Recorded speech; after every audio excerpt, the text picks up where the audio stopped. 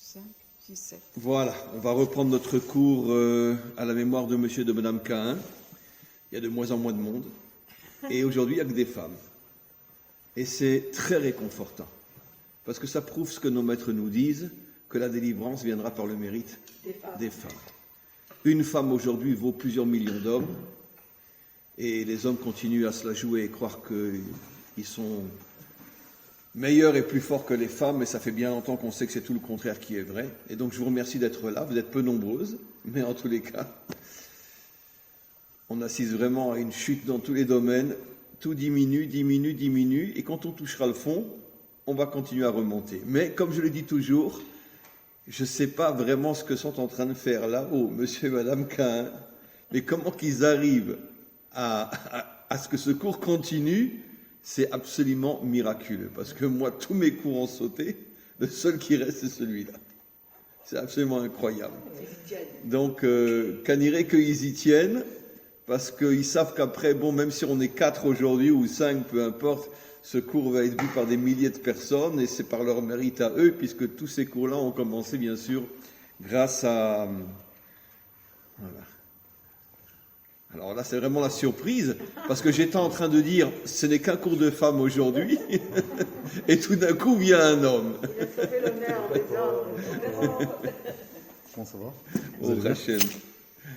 Voilà, alors on va commencer notre cours, comme vous le savez, on vient de commencer la première paracha du deuxième livre de la Torah, le Sefer Shemot, et commence l'exil. Et la question, bien sûr, qu'il faut se poser, et on va avoir des réponses aujourd'hui fabuleuses. Je vais aujourd'hui faire quelque chose que j'ai rarement fait avec vous, vous montrer des guématriotes et des équivalences au niveau des mots et leur signification, des choses absolument fabuleuses. Mais avant de lire le texte, on va poser la question suivante. Finalement, quel est le véritable dégât de l'exil? Alors je pense que si on demande à un juif après 3000 ans d'exil, vous savez, ça fait 3000 ans qu'on est en exil sur 4000 ans d'histoire, puisque après la destruction du premier temple, il y a à peu près 3000 ans, seulement 2 ou 3% sont revenus en Israël avec Ezra. 98% sont restés en Babylonie, puis en Perse, etc. Et après se sont éparpillés un peu partout. Ce qui veut dire que ça fait 3000 ans que 90% du peuple juif est en exil, et depuis 2000 ans, 100% du peuple juif est en exil. Bon, maintenant on est revenu, mais disons, sans parler de la dernière période à partir de laquelle, grâce à Dieu, on a commencé à revenir. Donc 3000 ans d'exil. Si on pose la question à un juif dans la rue, dis-moi, c'est quoi à ton avis le plus grand dégât causé par l'exil? Je pense que tout le monde répondra, et peut-être moi le premier, si je n'avais pas étudié profondément la Torah, j'aurais répondu, toutes les pertes, tous les morts. Comment? C'est pas l'assimilation. Justement, on va y arriver. Tous les morts, des millions et des millions de morts, enfin de morts, c'est pas de morts, d'assassinés, de torturer, de persécuter, de violer, pendant 3000 ans. C'est notre sort. On va voir que la Torah, ça va un petit peu dans le sens que vous avez dit, l'assimilation, mais on va nuancer un petit peu les choses, mais ça va de toute façon dans votre sens. On va voir que la Torah, et je l'ai déjà dit, mais je vais l'expliquer de manière plus profonde aujourd'hui, je l'ai déjà dit, je ne sais pas si vous en souvenez, mais je l'ai dit dans des cours il y a très longtemps, qu'en vérité la Torah va nous expliquer que le véritable dégât de l'exil, c'est la perte de l'identité du juif. Ça veut dire qu'on ne sait plus vraiment ce que c'est un juif aujourd'hui. On ne sait plus. Et la preuve, regardez ce que dit le premier verset. Ve'ele shemot bene Israël abaim mitzrayma. Voici les noms des enfants d'Israël qui sont descendus en Égypte. De nombreux commentaires posent, et après on va donner le nom, Réhouven, Yishimon, etc. De nombreux commentaires posent la question évidente, y compris le Zohar. Qu'est-ce qu'on a besoin ici de nous dire? Voici les noms des enfants d'Israël qui sont descendus en Égypte. Ça fait déjà 10 fois, 100 fois, 1000 fois qu'on sait très bien qui étaient les 12 tribus d'Israël. On va nous répéter Réhouven, Shimon, Lévi, Yehuda, on les connaît. On les connaît déjà depuis 4 ou 5 parachiotes. Qu'est-ce qu'on a besoin de le redire? Surtout que, à la fin de la paracha qui précède, Vaïeri, il est clairement dit que Yaakov et toute sa famille est descendu en Égypte. Donc on sait très bien que les 12 tribus d'Israël descendent en Égypte. Quel est le sens de ce verset? Alors nos maîtres nous révèlent qu'en vérité, ce qu'on veut nous faire comprendre, c'est que ce qui descend essentiellement en Égypte, ce qui se perd en Égypte, bon l'Égypte, c'est pas l'Égypte, en fait c'est l'exil. Ce qui se perd en exil, c'est le nom. Et c'est quoi le nom? C'est l'identité. Le nom, c'est l'identité. L'identité à tous les niveaux. Ça veut dire le nom, ça définit finalement la personne. C'est la définition de la personne. Et ce qui va se perdre en exil, plus que toute autre chose, c'est précisément l'identité juive authentique. Elle va se perdre en exil. C'est normal, sur 4000 ans d'histoire, 3000 ans d'exil, au milieu des nations, dans des endroits qui ne sont pas les nôtres, au milieu de lois, de religions, d'idéologies, de philosophies, à l'extrême opposé du judaïsme, d'où après bien sûr l'assimilation, comme vous avez dit, mais au départ, c'est ça ce que je voulais rajouter, l'assimilation est la conséquence de la perte d'identité. Je ne sais plus ce que c'est un juif. Je ne sais plus ce que c'est un juif. Et comment on va le voir? Pour renforcer ce que vous dites, c'est ce qu'on a vu dans la Shoah, ce qui a été fait. Ils ont supprimé les noms tout de suite. Ils ont mis des numéros. Magnifique. Je répète à haute voix ce que vous avez dit. Notre ami vient de donner un exemple absolument extraordinaire. Jusqu'à aujourd'hui, on se pose la question, mais pourquoi tout ce travail? De toute façon, tous vont être exécutés. Qu'est-ce que tu as besoin de les retenir dans les camps, de mettre un numéro? De toute façon, 5 minutes après, il va dans la chambre à gaz. Alors pourquoi? Et il vient donner la raison. Il y avait une intention d'enlever le nom, de remplacer le nom par un numéro. Et c'est tellement juste. Comment on n'a pas pensé à ça? Vraiment, c'est tellement juste. C'est-à-dire que l'intention des Allemands, ce n'était pas seulement de tuer physiquement, mais c'est de faire disparaître l'identité juive, la faire disparaître complètement. Jusqu'où? Et d'ailleurs, c'est la raison pour laquelle, en vérité, eux tuaient en vérité même des gens qui, d'après notre loi, n'étaient pas juifs. Si tu avais un père juif et une mère non juive, tu partais dans les camps aussi. Même si tu avais un grand-père juif et tes 2 parents non juifs, tu partais dans les camps aussi. Ce qui veut dire que, on pourrait dire, le moindre lien avec une identité qui, d'après notre loi, n'est même plus juive, comme quelque part tu as un grand-père juif, donc tu fais encore partie de cette identité, tu t'en vas toi aussi. Tu t'en vas toi aussi. Et donc, et comme vous avez expliqué si clairement, le fait de mettre des numéros, à quoi ça sert? De toute façon, tout c'était censé disparaître. Pourquoi des numéros? Mais d'abord, on veut te montrer que tu n'as plus de nom, tu n'as plus d'identité. Comment? C'est l'humilier, et aussi tout, comme c'est marqué ici. Voici les noms qui sont descendus en exil. Donc, le travail principal de l'exil, c'est qu'on perd notre véritable identité, comme on va le voir aujourd'hui de manière extraordinaire, dans la suite des versets. Ça veut dire quoi, perdre notre identité? Alors, bien sûr, beaucoup pourront répondre, mais évidemment, on va montrer que ce n'est pas juste, mais c'est faux. Dans toutes les générations, il y a des juifs qui mangent kasher, qui font Shabbat, qui mettent les tefilines, qui respectent les lois de la Torah, donc ils sont juifs. Alors, à ceci, on va répondre, ça n'a rien à voir avec l'identité. Pourquoi? Parce que l'identité, c'est ton intériorité. Qui tu es véritablement, pas ce que tu fais, qui tu es. Vous savez tous, je me gêne presque à le raconter, mais jusqu'au Corona, dans mes parcours en dehors de la Terre, comme aujourd'hui, grâce à Internet, on est suivi par des milliers, des dizaines de milliers, des centaines de milliers de non-juifs. D'ailleurs, aujourd'hui, je veux dire, pratiquement tous les raves qui enseignent sur Internet ont plus d'élèves non-juifs que de juifs, puisqu'ils sont des milliards de fois plus nombreux que nous. Combien de fois ça m'est arrivé? J'ai rencontré en France, au Canada ou dans d'autres pays, et même aujourd'hui, parmi mes élèves en Afrique, des gens qui observent tous les commandements. Ils ne sont pas juifs. Ils observent tous les commandements. Combien de fois j'en ai rencontré? Et en Afrique, encore plus que chez les Blancs. C'est quelque chose de fou. En Afrique, vous avez des centaines, voire peut-être des milliers d'Africains qui mangent kasher, autant qu'ils peuvent, bien sûr. Soit peut-être ils ont appris la shrita, ils font la shrita eux-mêmes, ils font Shabbat, ils mettent les tefilines, etc. Mais j'en connais plein, à qui j'enseigne. Parce qu'ils se considèrent comme juifs. La plupart viennent de la tribu de Dan, vous savez, les Danites. Et donc, même si halachiquement parlant, ils ne sont pas juifs, mais ils se considèrent comme juifs, ou descendants de juifs. Et comme en Afrique, c'est impossible de se convertir, et qu'ils ne veulent pas rester non-juifs, eh bien, ils se mettent à pratiquer le judaïsme. Donc, ça veut dire qu'il y a même des milliers de non-juifs dans le monde aujourd'hui. Quand je dis des milliers, pour ne pas dire des centaines de milliers de non-juifs qui pratiquent dans les moindres détails tous les commandements. Et de plus en plus. Je me rappelle au Québec, dans un bled complètement perdu, j'avais été faire un séminaire à Montréal, après on s'était promené, on était arrivé dans un village perdu au Québec, et puis tout d'un coup là-bas, il y a des gens qui voulaient me voir, c'était tout un groupe de non-juifs, mais le barbe, kippa, péote, la femme la tête couverte, etc. Je leur dis, mais où vous vous êtes convertis? Et quand? Ah, on ne s'est jamais converti. Mais alors pourquoi tu portes une barbe, une kippa et des péotes? Mais on est juif. Vous n'êtes pas converti, on est juif. Dans un bled perdu du Québec, on est juif. Donc, si tu dis que l'identité juive, c'est uniquement d'accomplir les commandements, aujourd'hui, c'est très problématique. Parce que tu peux avoir des tas de non-juifs qui pratiquent les commandements peut-être encore mieux qu'un juif, et pourtant ils ne sont pas juifs. Donc, l'identité, le nom, l'identité, c'est pas uniquement la pratique au niveau du corps. Attention, ne me comprenez pas mal, qu'à Dieu ne plaise. Évidemment qu'un juif qui ne mange pas kasher et qui ne fait pas Shabbat, évidemment c'est comme un corps sans bras ou comme un corps sans jambes par rapport à son identité. Mais dire que toute l'identité se limite au fait que je mets les tefilines, ça c'est faux. Et comme on va le prouver dans quelques instants. L'identité, c'est quelque chose de beaucoup plus profond. C'est une nature, c'est un, comment on dit en français, un ophi.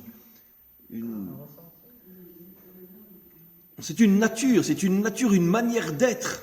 La manière d'être juif, de voir le monde, de réagir par rapport au monde. Il y a une structure juive qui a existé avant l'exil, qui s'est complètement perdue. Et aujourd'hui, je veux dire, reconnaissons la vérité, je veux dire, on est très occidentaux. Hein. On est très occidentaux. Alors avec des plus, avec des moins. Mais finalement, même si je mange kasher et que je fais Shabbat, dans mon vécu, dans mon ressenti, quelle est la différence entre moi et un Français? Je veux dire, on est très influencé par toute l'idéologie occidentale qui a pénétré jusqu'au plus profond de l'être juif. Et quand on était en Babylonie, on était pénétré par l'idéologie babylonienne. Et quand on était dirigé par les Grecs ou les Romains, on était... D'ailleurs, c'est pas de moi. C'est marqué clairement qu'à l'époque de Hanouka, quand il y a eu tous les hellénistes, il y avait les 2 tiers du peuple juif qui étaient devenus grecs. Et pas forcément des gens qui avaient abandonné la Torah, attention. Non. Ils continuaient, parce qu'à cette époque-là, il n'y avait pas l'assimilation comme elle a commencé il y a 200 ans. Donc c'était des gens qui peut-être continuaient à manger kasher et mettaient les tefilines. Mais dans toute leur manière d'être, de penser, ils étaient hellénistes. Ils avaient adopté l'idéologie grecque. Ça veut dire que leur corps accomplissait les mitzvot, les commandements, mais leur être n'était plus juif du tout. Et c'est ça le grand secret que nous révèle la Torah. Continuons. Donc, voici les noms des enfants d'Israël qui sont descendus en Égypte. Et, regardez maintenant, je vais vous révéler quelque chose d'extraordinaire. Abaïm Mitzraïma, ceux qui sont arrivés en Égypte. Abaïm, ceux qui sont arrivés, a la même valeur numérique que le mot Hagan, le jardin. Je vais expliquer, Gan Eden, Hagan. Et Mitzraïma, vous avez le même au début et le He à la fin, Gematria Adam, et les lettres du milieu, Tzadik Resh Yud, Mem, Shem. Et comment qu'on peut traduire Abaïm Mitzraïma, Hagan, Shem Ha'adam.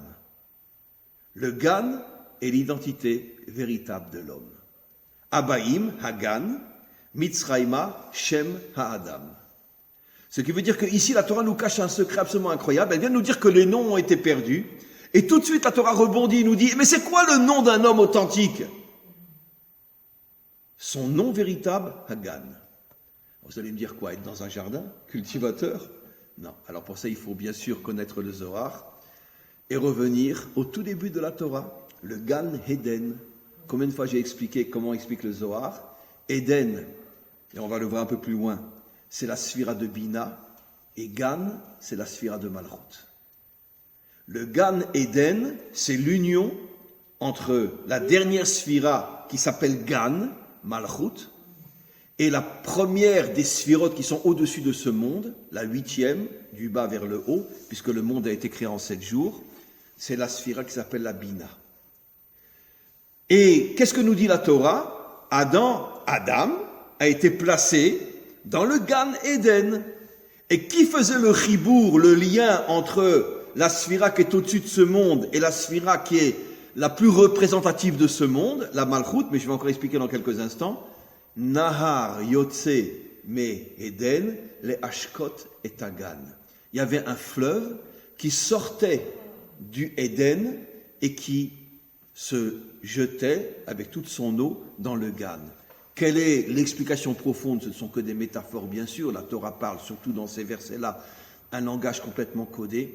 Ça veut dire que tout le but de l'homme authentique, sa véritable identité, c'est de faire le lien entre le monde d'en haut et le monde d'en bas. Et que le monde d'en bas soit arrosé par la lumière d'en haut. Et la Malchut représente l'homme dans ce monde, mais je vais expliquer un peu plus dans quelques instants. Et le Gan représente toutes les énergies, toutes les lumières spirituelles qui sont au-dessus de ce monde. Et tout le travail de l'homme, c'est pour ça qu'il a été mis dans le Gan Eden, c'est de faire le chibour, le lien entre le monde d'en haut et le monde d'en bas. C'est pour ça que qu'est-ce qu'on dit à la fin de Yom Kippour?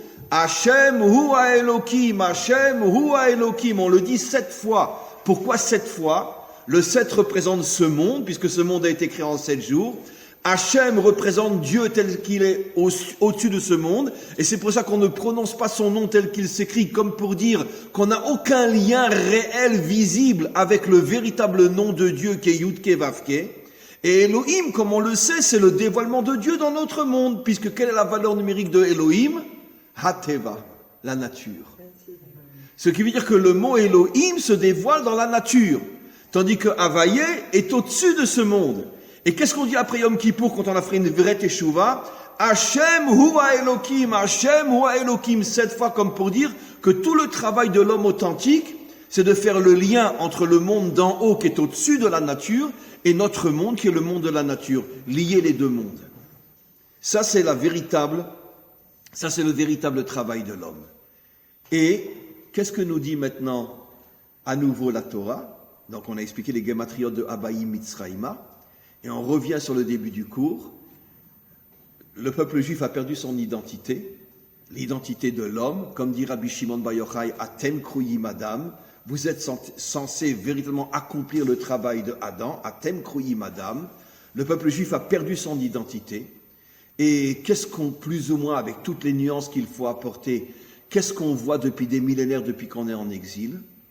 D'un côté, les religieux déconnectés de ce monde, d'un côté les laïcs déconnectés du monde d'en haut. Et dans notre génération, on le voit plus que jamais. Ça veut dire qu'on ne retrouve plus le juif équilibré. Je ne dis pas qu'il n'y en a pas, grâce à Dieu, il y en a, et surtout depuis qu'on est revenu en Israël. Mais je parle moi vraiment en exil. Quand on était en exil, il n'y avait pas un officier qui est en même temps un Talmid Chacham, ou un homme d'affaires qui est en même temps un Talmid Chacham. Aujourd'hui, il commence à y en avoir de plus en plus, parce qu'on est revenu sur notre terre. Mais pendant tout l'exil, ou bien je suis un homme matérialiste, et finalement, bon, même si je mets les tefilines, c'est parce que bon, je ne veux pas avoir toute ma communauté sur mon dos, mais en vérité, c'est pas ça mon truc. Ou bien je suis un homme extrêmement religieux et je tourne le dos à ce monde. Ça veut dire qu'il y a une déconnexion entre la Bina, le monde de Dieu, et la Malchut, le monde de l'homme. C'est ça la perte d'identité. Voilà. Et jusqu'à aujourd'hui, avec toutes les nuances qu'il faut apporter, on vit encore plus ou moins dans ce système-là. Et donc, reconstruire le vrai juif, comme j'ai déjà dit des milliers de fois, qui est le véritable et seul modèle du vrai juif? David, Melech Israël, Chai, Chai, Vekayam. Pourquoi David?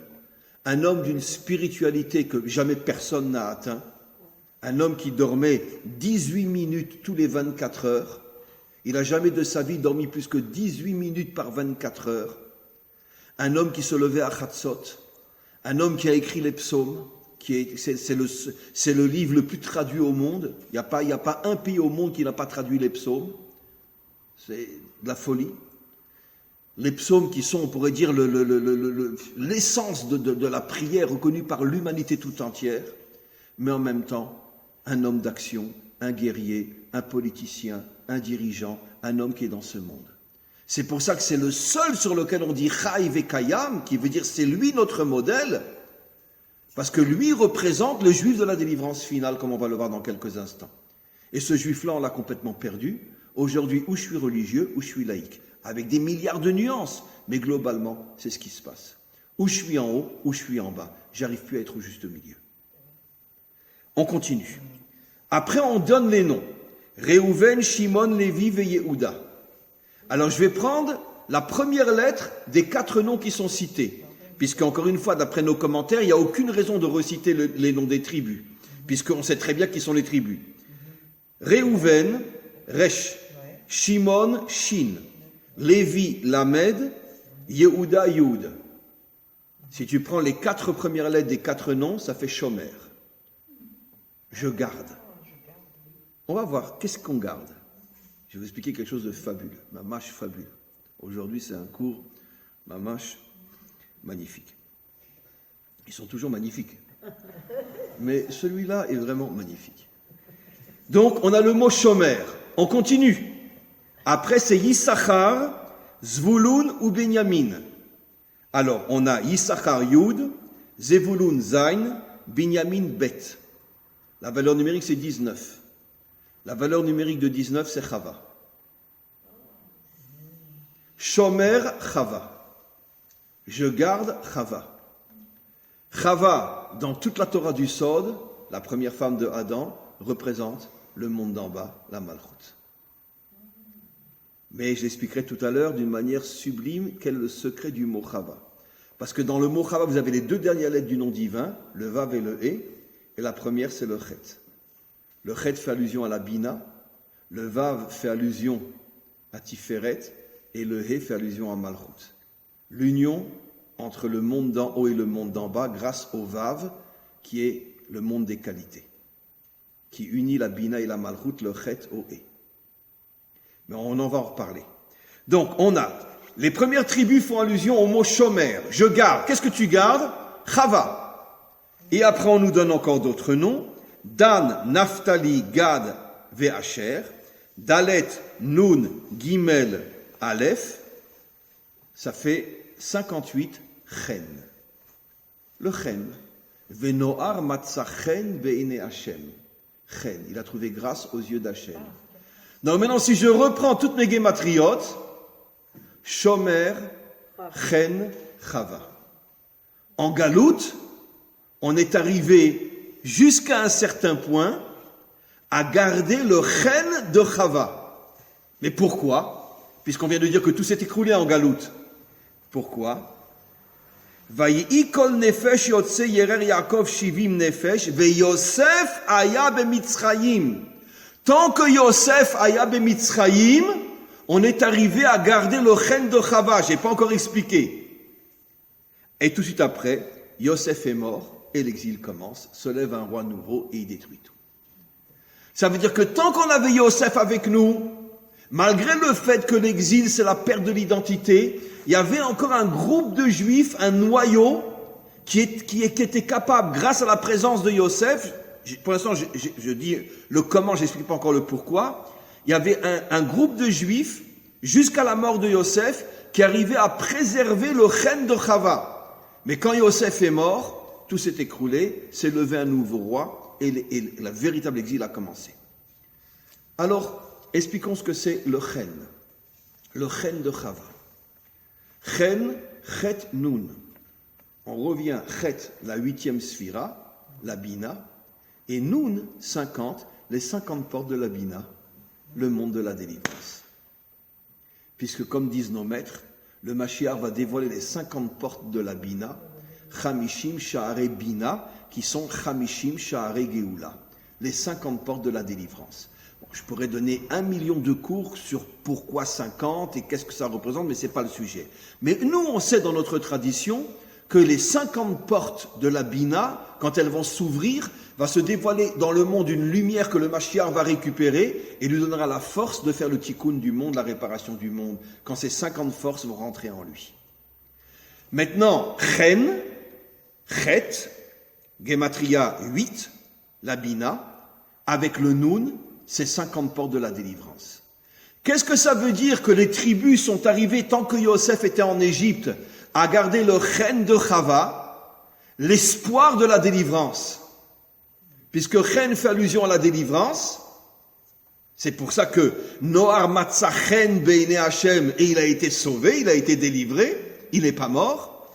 Et le Chen fait allusion aux 50 portes de la Bina, Nun Chet, 50 portes de la Bina, et Chava fait allusion à la délivrance elle-même, puisque dans Chava il y a le Chet qui est la Bina, le Vav qui est le monde, les 6 qualités qui sont Chesed, Gvura, Tiferet, Netzar, Od, Yesod, les 6 qualités, et le dernier c'est la Malchut. Ça veut dire que dans le mot Chava, tu as l'union entre le monde d'en haut et le monde d'en bas grâce au fait que tu as les 6 qualités fondamentales représentées par les 6 sphirotes, les 6 attributs divins de Chesed à Yesod. C'est ça le secret du mot Chava. Et donc, qu'est-ce qui est dit? Que Shomer Chen Chava, que tant que Yosef était présent, j'ai pas encore expliqué pourquoi Yosef, à ce moment-là, une partie d'Israël, et sans doute les tribus elles-mêmes, peut-être pas leurs enfants, leurs petits-enfants, qui eux commençaient peut-être déjà à s'éloigner, mais les tribus elles-mêmes qui sont citées, sont arrivées à garder l'espoir de la délivrance, le Chen de Chava, c'est-à-dire l'espoir qu'un jour, on arrivera à nouveau à unir le monde d'en haut au monde d'en bas, et ça c'est le secret de Chava. C'est magnifique. Et comment? On nous dit, il y a Shivim Nefesh qui sont sortis. De Shivim Nefesh, 70 personnes qui sont sorties de Yaakov. Vous savez que la Torah fait très souvent de très très graves fautes de grammaire. Si on donnait à un professeur d'hébreu la Torah, je pense qu'on arriverait à moins 50 ou à moins 100. C'est bourré de fautes de grammaire. Je plaisante, mais c'est vrai. Pourquoi? Parce que ces fautes de grammaire sont là pour que tu dis, oh, il y a quelque chose là, c'est pas normal. Normalement, on aurait dû dire Shivim Nefashot. Puisque Shivim c'est un pluriel, donc on aurait dû dire Nefashot, Shivim Nefashot. On dit 70 personnes avec un S, on dit pas 70 personnes avec un E. Or là, en disant Nefesh, c'est comme si tu disais 70 personnes sans mettre un S à personne. C'est pas normal. Mais pourquoi? Nos maîtres expliquent. Parce que Nefesh fait allusion au fait qu'à ce moment-là, tant que Yosef était encore présent, tout le Ham Israël est encore uni, comme une seule personne, un seul Nefesh. Et pourquoi? Grâce au chiffre 70. Et c'est quoi 70? C'est la valeur numérique du mot Sod, les secrets. Sod, c'est 70. Samer, 60. Vav, Dalet, 10, 70. Ce qui veut dire que grâce au fait que Yosef était encore là, à ce moment-là, en tout cas, le noyau du Ham Israël étudiait encore les secrets profonds de la Torah et de l'histoire, Shivim, et c'est ce qui lui permettait de garder en lui cette force de croire que la Géoula va venir. Et tout ça grâce à Yosef. Et d'où on sait que Yosef connaissait tous les secrets de la Torah et tous les secrets de l'histoire? Parshat Vayeshev, où le Balaturim nous enseigne que Yaakov a révélé à Yosef tous les secrets de la délivrance, tous les secrets de l'histoire et tous les secrets de la Torah. Lui connaissait tous les secrets. Il les a enseignés à ses frères, et c'est ce qui a maintenu l'espoir de la délivrance, et c'est ce qui a empêché que tant que Yosef était vivant, que l'identité se perde complètement. Il continue à avoir l'espoir de vivre avec l'union entre le monde d'en haut et le monde d'en bas. Et pourquoi Yosef? Alors je vais revenir sur quelque chose que j'ai déjà expliqué. Vous savez que nos prophètes nous disent que quand le Mashiach va se dévoiler, on va recevoir une nouvelle Torah. Pas nouvelle dans le sens de nouvelle loi où on va enlever des lois. Nouvelle dans le sens de sa lumière. Une lumière nouvelle qui va nous éclairer grâce à la Torah. Et cette Torah s'appellera comment? Ki mitzion tetse Torah. La Torah sortira de Tzion. Tous les commentaires sur place, je ne sais plus quel prophète dit ça, mais tous les commentaires posent la question, mais on a déjà la Torah, on a la Torah du Sinaï. Qu'est-ce qu'on a besoin d'une nouvelle Torah? Nos maîtres répondent, la Torah du Sinaï, c'est la Torah de l'exil. La Torah du Tzion, c'est la Torah de la délivrance. D'où on le sait, j'ai déjà expliqué, Sinaï a pour valeur numérique 130. Et combien de temps a duré l'exil en Égypte? 130 ans. Pourquoi? Parce que après 130 ans est né Moshe. Pendant 80 années, il se prépare à être le libérateur. Mais le début de la délivrance a commencé après 130 ans. Le vrai exil n'a duré que 130 ans, puisqu'au moment où Moshe est né, commence à se préparer à la délivrance, même si la préparation dure 80 années. Comme quelqu'un qui fait des études de médecine, il va faire 10 ans d'études. Mais il est déjà dans le ta'alir d'être plus tard un médecin. Très bien. Et pourquoi 130?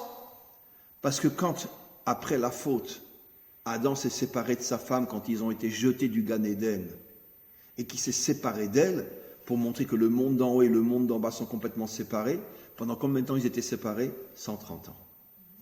Ce qui veut dire que le chiffre 130 est le chiffre de l'exil. 130, je pourrais expliquer pourquoi, mais je n'ai pas le temps aujourd'hui. 130, la valeur numérique du mot Sinaï. Ce qui veut dire que la Torah du Sinaï est la Torah de l'exil. Tandis que la Torah de Tzion, qui est au futur, qui mit Tzion Tetse Torah, un jour viendra où la Torah sortira de Tzion, c'est la Torah de la délivrance. Tenez-vous bien vos chaises, on va atterrir, ou on va s'envoler plutôt. Donc attachez vos ceintures de sécurité. Tzion, Gematria Yosef. Yosef, Gematria Tzion. Yosef a un lien avec la Torah de la délivrance.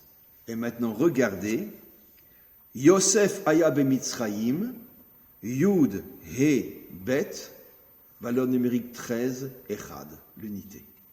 En ce jour, Dieu sera un et son nom sera un. Première fois que je fais un cours que sur des gématriotes. Mais alors là, aujourd'hui, c'est de la folie. Et donc, vous voyez comment dans chaque lettre de la Torah se cache des secrets incroyables. Yosef aya bemitzrayim, la valeur numérique des premières lettres de ces trois mots, 13, Echad. La force de Yosef, c'est la force de l'union. Comme j'ai expliqué le cours la semaine dernière, il aurait pu se fâcher contre ses frères, il aurait pu se mettre en colère, il aurait pu les faire tuer, il aurait pu les rejeter, les laisser crever de faim. Malgré tout ce que ses frères lui avaient fait, il a cherché à réunir la famille. L'homme de l'union, l'homme de la Artout.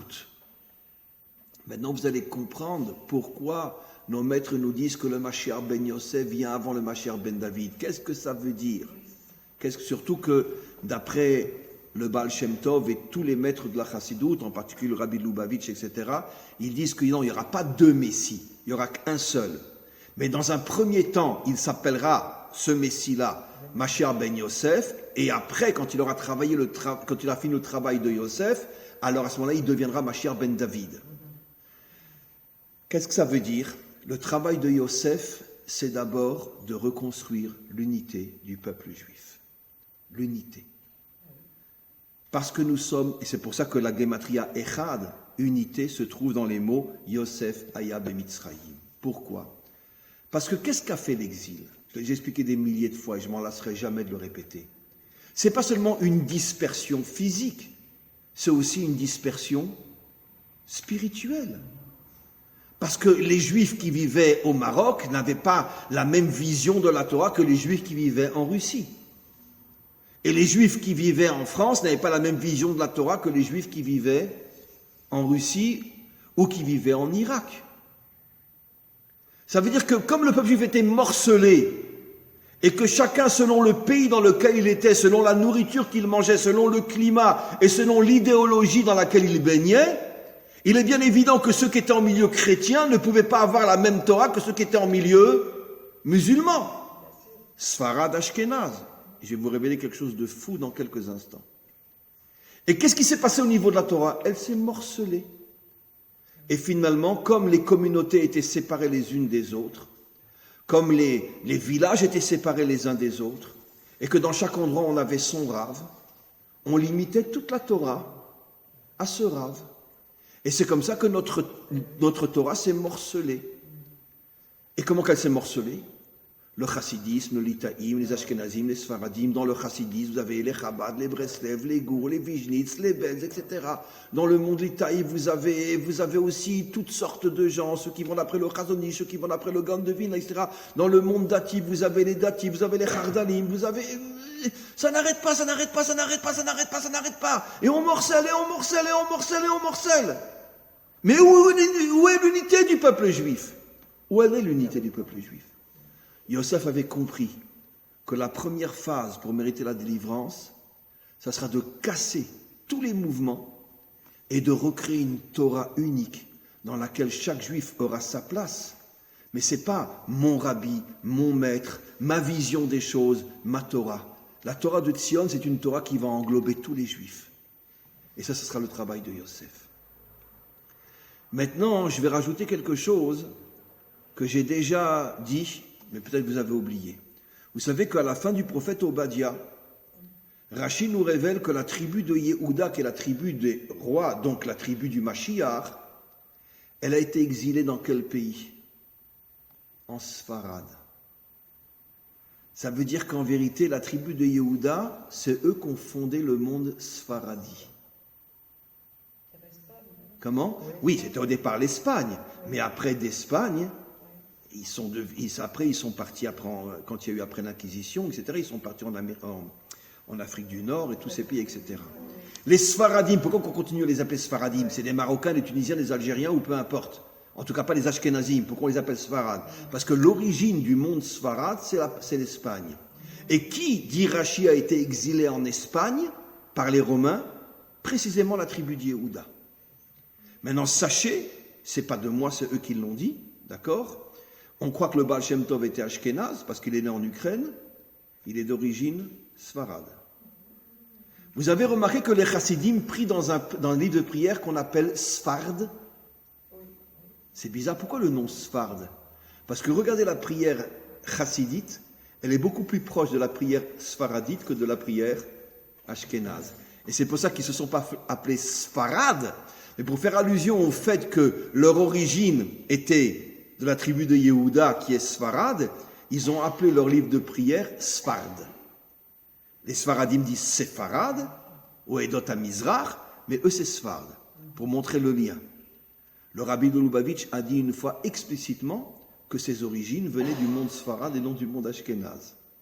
La plupart des fondateurs du monde chassidique viennent de la tribu de Yehuda, et donc, voilà. Maintenant, allons plus loin. Où on trouve véritablement la vraie division à l'intérieur du peuple juif? Dans le monde Ashkénaze ou dans le monde Sfarad? Dans le monde Ashkénaze. Mais bien sûr, mais je vais vous expliquer. Regardez. Tous les grands Ashkénazes ont fondé des mouvements. Le mouvement Lubavitch, le mouvement Breslev, le mouvement Gour, le mouvement Litaï, le mouvement Dati, le mouvement Hardali. Ce sont tous à la tête de ces mouvements, au départ, des Ashkénazim. Regardez les grandes tzadikim Sfarad. Aucun n'a accepté de fonder un mouvement. Baba Saleh a fondé un mouvement. Le Rav Pinto, à l'origine, a fondé un mouvement. Non. Non, je parle des tzadikim, les vrais Sfaradim. Aujourd'hui, bon, tout est mélangé, mais je parle des vrais Sfaradim. Le Ben Ishraï a fondé un mouvement. Lui, c'est un Irakien. Qu'est-ce qu'on s'aperçoit? Les Sfaradim ont refusé, alors que c'était des tzadikim, on peut comparer même un Ashkenaz au Ben Ishraï, quel Ashkenaz on peut comparer à Baba Saleh? Il y en a sans doute, mais en tout cas, aucun n'est plus grand que Baba Saleh. Tous ces tzadikim Sfarad ont refusé de créer des mouvements portant leur nom. Ils ont voulu rester les justes de tout Israël. Pourquoi les Sfaradim?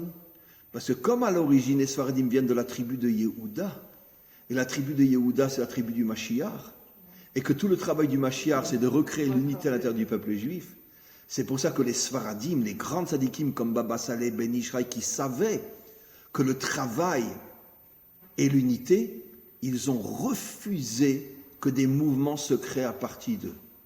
Alors qu'il n'y a pas un seul grand Ashkénaze qui n'a pas fondé un mouvement. Pas un seul qui n'a pas fondé un mouvement. De gré ou de force, peu importe. Mais tous les maîtres ashkénazes sont les maîtres d'un mouvement et aucun maître sfarad est le maître d'un mouvement. Parce que les maîtres sfarad ont voulu rester peuple juif alors que les ashkénazim se sont enfermés dans des mouvements. Et maintenant je vais vous expliquer pourquoi. Comment qu'on appelle le dernier exil l'exil de Esav? Et Esav, c'est le monde chrétien. Et qui était dans le monde chrétien? C'est les Ashkénazim, pas les Sfaradim, ils étaient avec les musulmans, eux. Donc on était là où l'exil a fait le plus de dégâts, c'est dans le monde ashkénaze. Et c'est pour ça que la Torah des Ashkénazim s'est complètement divisée. Alors que les Sfaradim, qui eux ont eu la chance d'être pas dans l'exil de Esav aussi fort que les Ashkénazim, ils sont restés groupés. Et c'est pour ça que c'était évident que de Baba Saleh n'allait pas sortir un mouvement le mouvement Baba Saleh, le mouvement Ben Ishraï. C'était impossible. Parce que eux voulaient rester qu'à l'Israël. De là, je vais vous révéler quelque chose d'absolument sûr et certain, sans la moindre hésitation, et j'ai toujours raison. Le Mashiach ne sera pas Ashkenaz, mais Sfarad. Par contre, son âme sera Ashkenaz. Mais sûr et certain, le Mashiach sera Sfarad. C'est sûr que les Ashkenazim vont prendre une plaque terrible parce qu'ils s'imaginent au-dessus de tout le monde, mais le Mashiach sera Sepharad. Sûr et certain, et pas Ashkenaz. Parce que, clairement, il est dit que, ou alors, s'il est Ashkenaz, comme le Baal Shem Tov ou comme le Rabbi de Lubavitch, mais au moins on est sûr que son ascendance, elle est Sfarad. Après, avec tout ce qui s'est passé dans l'histoire, à l'Inquisition, il y a effectivement énormément de Sfaradim qui sont partis vivre après, qui ont fui, qui sont partis vivre dans le nord. D'accord? C'est sûr. Mais leurs origines, c'est la tribu de Yehuda, la tribu Sfarad, au niveau de l'exil. Donc peut-être que le Mashiach sera extérieurement Ashkenaz, mais c'est sûr et certain que ses racines seront Sfarad. Sûr et certain. Vous voulez que je vous donne un des plus grands exemples? Le Hari Akadosh. Il était de quelle origine, le Hari Akadosh? Louria. C'était un Français. Pas lui. Son origine était de France. Pourquoi? Son arrière-grand-père était un grand médecin qui avait sauvé l'un des rois de France, dont je ne sais plus le nom. Et le roi de France l'a récompensé et il l'a nommé duc de la Loire. Il lui a donné toute une contrée sur le bord de la Loire, avec un palais, etc. Et ils se sont appelés Loire, le duc de la Loire. Et après, le nom a été hébraïsé, c'est devenu Loire, Louria. Ce qui veut dire qu'au départ, le Hari Akadosh était Ashkenaz. Mais lui, il est né à Jérusalem. Parce qu'entre-temps, sa famille était montée en Israël.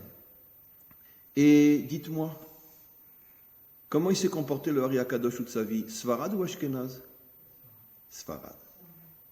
Il priait dans une choule Sfarad, il priait dans un livre Sfarad, et il a pris sur lui toutes les lois sfaradites. Pourquoi? Parce qu'il a su que la lumière de sa Torah serait la lumière du Mashiach. Ça, il n'y a pas aucun doute que le Mashiach va se nourrir de la lumière des secrets de la Torah du Hari Akadosh. Il a compris qu'en vérité, même son père, son arrière-arrière, qui était Ashkenaz français, avait des origines sfarades, sans doute qu'ils avaient quitté l'Espagne pendant l'Inquisition et étaient venus en France. Et il a compris qu'il devait faire un retour vers son origine véritable, qui était sfarade. Alors que, excellemment, il était Ashkenaz, mais il est redevenu sfarade. Et toute sa vie s'est comporté comme un sfarade. D'accord? Donc finalement, ce qu'aujourd'hui encore, avec toutes les nuances, on voit encore en bas, c'est eux qui auront la délivrance seront en haut. Bien sûr. Et ça, c'est marqué clairement dans la Gemara, que le Mashiach va faire une ma'apecha, que atartonim les ma'ala, ve'elionim les mata. Ceux qui sont en haut seront en bas, et ceux qui sont en bas seront en haut. Aujourd'hui, les Sfaradim, qui sont encore vus plus ou moins par les Ashkenazim de où tu es, d'accord, seront en haut, et les Ashkenazim qui se croient en haut seront en bas. Parce que le Mashiach sera Sfarad, sûr et certain. Voilà. Il n'y a pas d'Ashkenaz ici, c'est bon. Alors on peut continuer. Donc, comment? Non. Ma mère m'a révélé que nous, on est d'origine Portugal. Ma mère avait une vieille tante qui a vécu jusqu'à l'âge de 100 ans et qui, elle, était au courant des origines de la famille, du côté de ma mère. Du côté de ma mère, on est des exilés du Portugal. Donc on est un peu sfarade quand même. Bon, Hachem. Voilà. Donc, on continue. Maintenant, on a expliqué tout ça. Et on va continuer encore un petit peu. Il nous reste à peu près 10 minutes. Et on nous dit, Vayamot Yosef. Yosef est mort. Vekol Echav et tous ses frères. Vechol Adoraou. Ça veut dire que le noyau qui gardait encore l'unité, la véritable Torah, la Torah de Yosef, qui est la Torah de Tzion, qui est la Torah de la délivrance, la Torah de l'unité, il meurt, et à ce moment-là commence l'exil. Ce qui veut dire que la Torah nous révèle ici, on l'a déjà dit, mais je continue, la Torah nous révèle ici quelque chose d'absolument incroyable. qu'en vérité, l'exil, c'est pas seulement l'exil physique, c'est l'exil identitaire. Tant qu'on a parmi nous des hommes qui sont des véritables lumières de l'unité, même en exil, on est en exil, mais l'exil n'atteint pas notre intériorité. Mais quand on perd ces hommes, quand on perd ces vrais justes, qui ne parlent que de l'unité du peuple juif, et qu'on se retrouve morcelé autour de rabbinim différents, de communautés différentes, à ce moment-là, tout s'écroule. Et là commence le véritable exil, comme le dit le verset. Voici les noms, les identités qui sont descendus en exil. Et là, l'exil commence véritablement. Et regardez comme c'est merveilleux ce qui va se passer. Qu'est-ce que dit le premier verset après la mort de ce noyau qui maintenait encore l'espoir de la délivrance au sein d'Israël, la Torah de Yosef, la Torah des secrets de la Torah. Ou Bnei Israël parou, les Bnei Israël ont commencé à se multiplier, Veyishretsu, à se répandre partout, Veyirbu, et ils n'arrêtaient pas de se multiplier, Veyatzmu bemeod meod, ils sont devenus très puissants.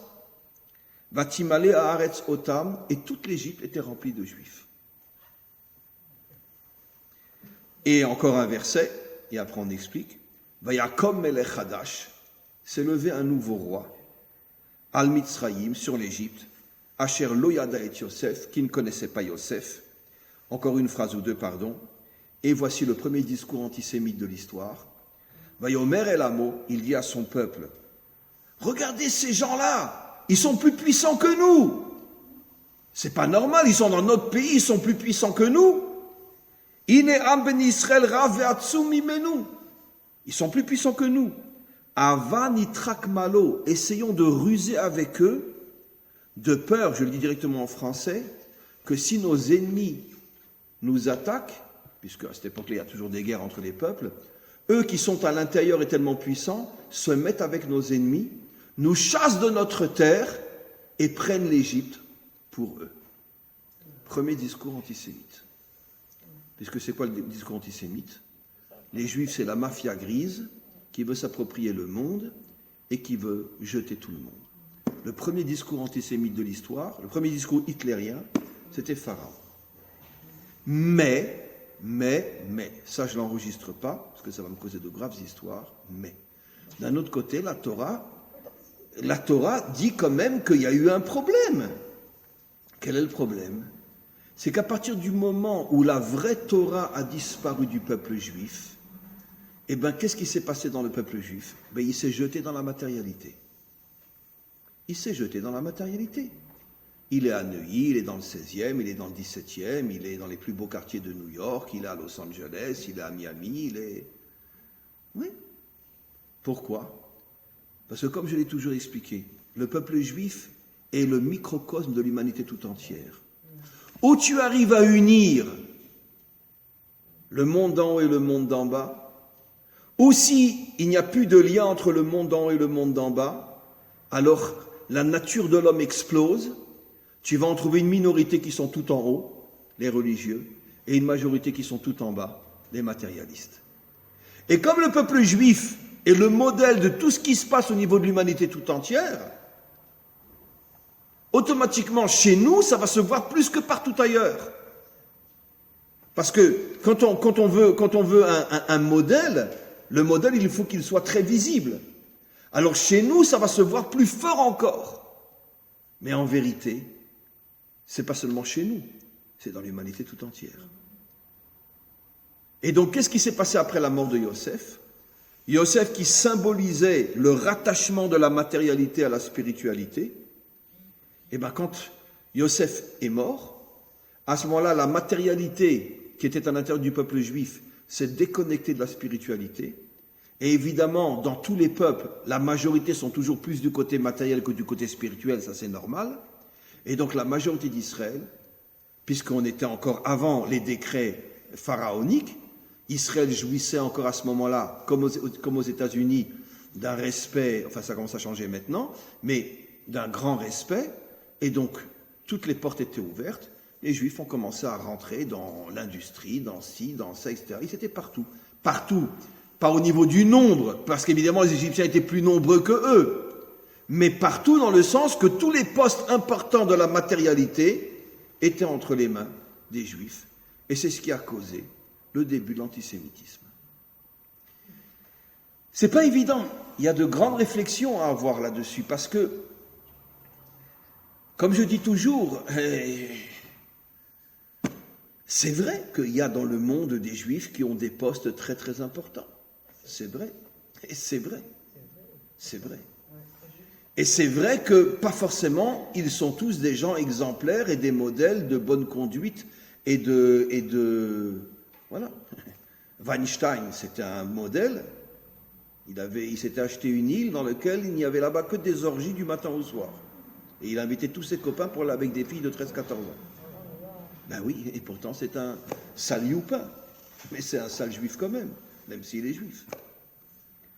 Et puis bon, on en a d'autres comme ça. Alors évidemment, il y a des milliers de non-juifs qui sont comme ça aussi.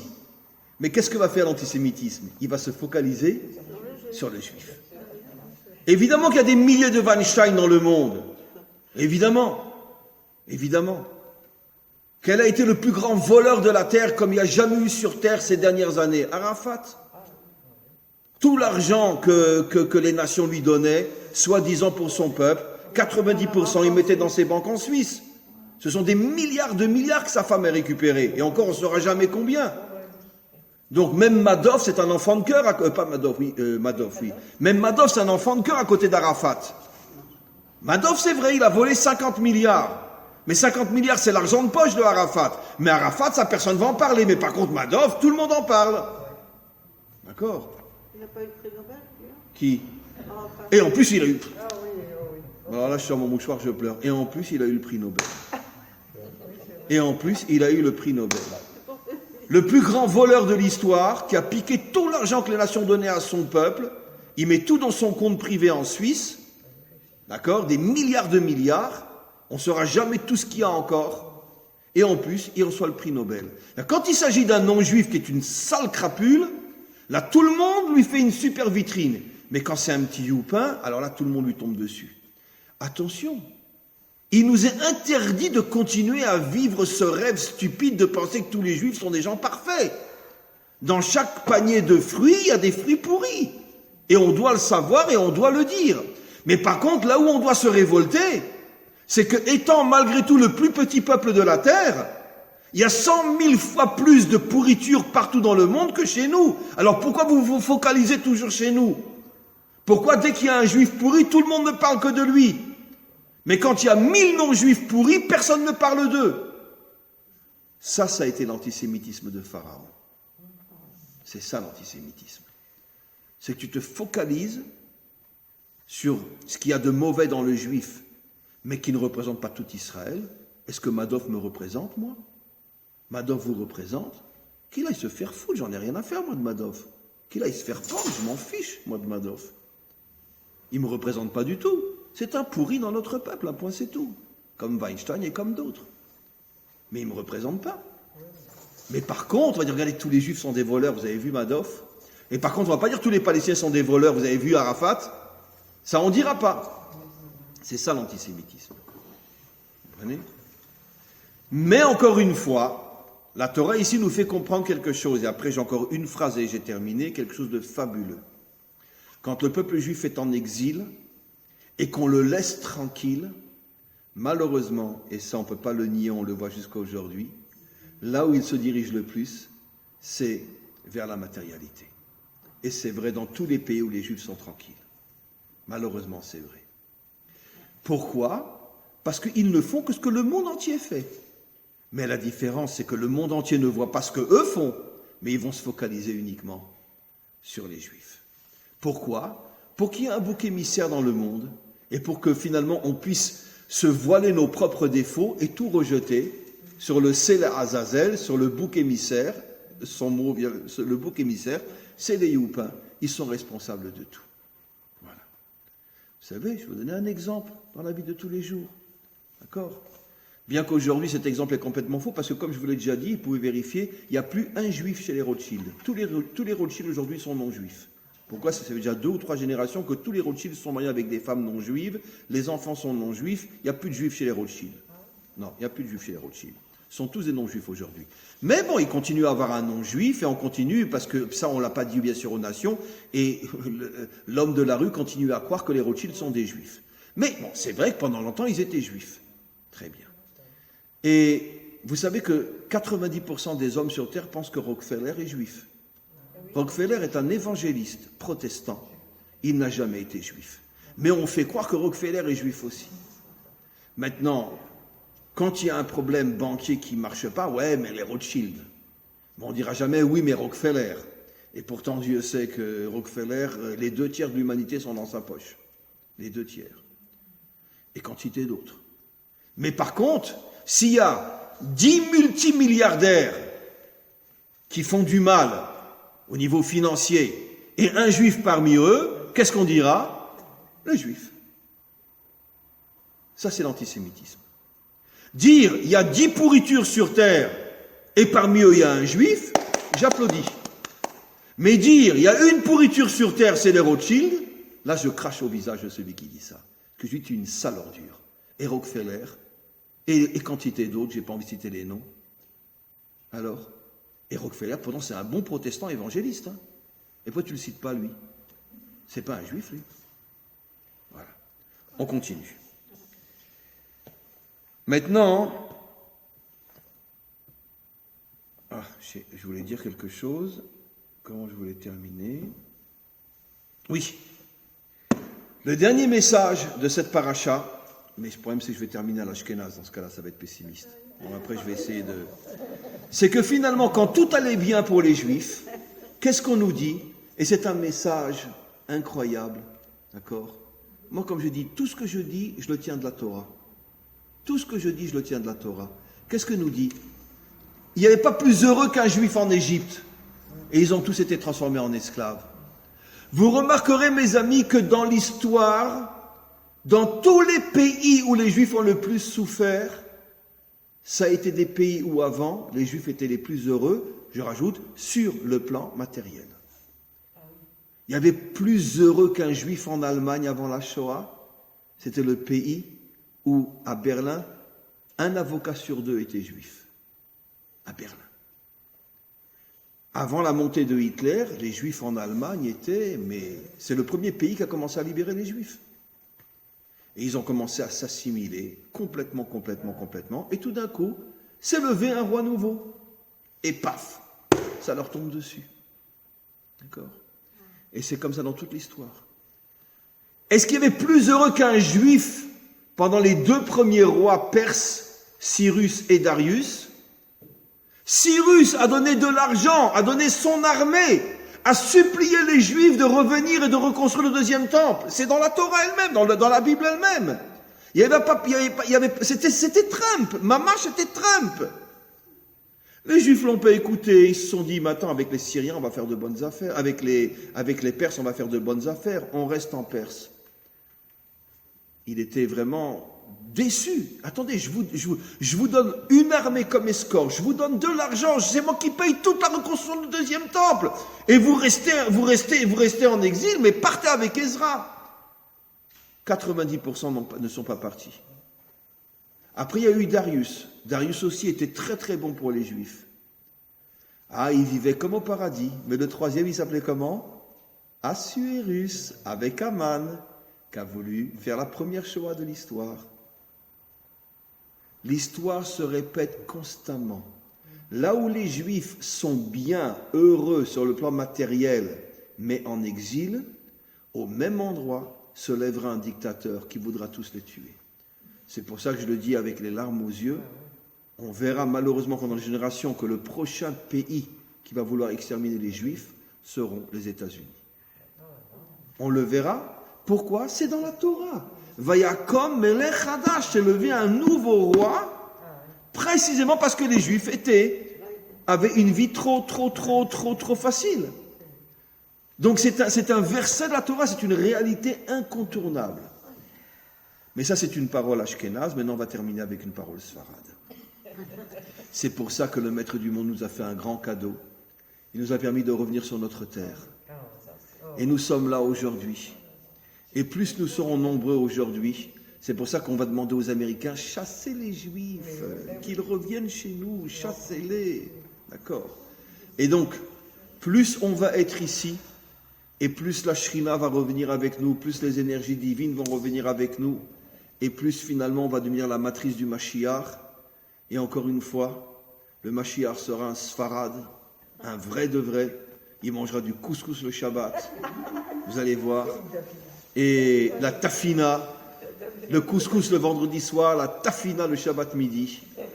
Et Be'ezrat Hashem, il ira sur toutes les tombes des tzadikim au Maroc. Oui. J'entends mal. À chaque fois, ça a été lié à une dispersion.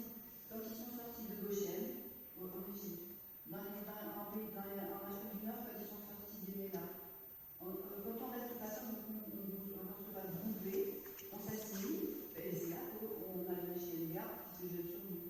Oui. Non, c'est-à-dire que dès qu'ils ouvrent le ghetto, c'est là qu'on s'assimile complètement. Mais et le premier pays en Europe qui a ouvert les ghettos, c'était l'Allemagne.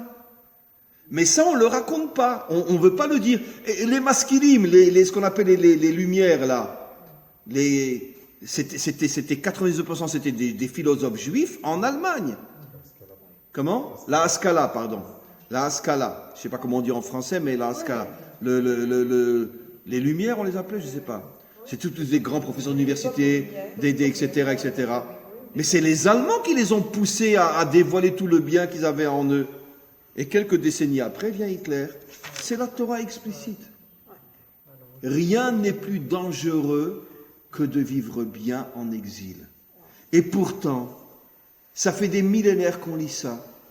Et il y a encore des milliers de rabbanim en France, à Neuilly, partout, qui lisent ces versets-là et qui ne sont pas en train d'hurler, de crier à leur communauté « Fuyons, fuyons avant qu'il ne soit trop tard ». Ça veut dire que qu'est-ce qu'on comprend de là? Que tu peux lire la Torah pendant des millénaires et tu ne comprends pas un mot de ce que tu dis. Parce que tes intérêts te voilent. Comme dit la Torah, « Ashochad yaver enet tzadiki ». Même un tzadik, s'il a un intérêt financier, il est complètement aveuglé. Et c'est pour ça que je dis toujours qu'il est absolument interdit pour nous en Israël d'aller à une conférence d'un rav qui vient de France. C'est interdit. Pourquoi? Parce qu'à partir du moment où il vit en France, c'est impossible que ce soit un rav. C'est impossible. Impossible. Pourquoi? Parce que sa Torah est une Torah d'exil et nous qui vivons ici, en écoutant cette Torah, on fait rentrer du poison en nous. Et donc, c'est pour ça que nous ne devons écouter que des rabbanim qui vivent en Israël. Français, anglais, peu importe. Israéliens à plus forte raison. Mais que des gens qui vivent en Israël. Il est absolument interdit d'écouter la Torah d'un juif qui n'a pas fait encore son alia. C'est absolument interdit. Voilà, on va s'arrêter là. Merci beaucoup.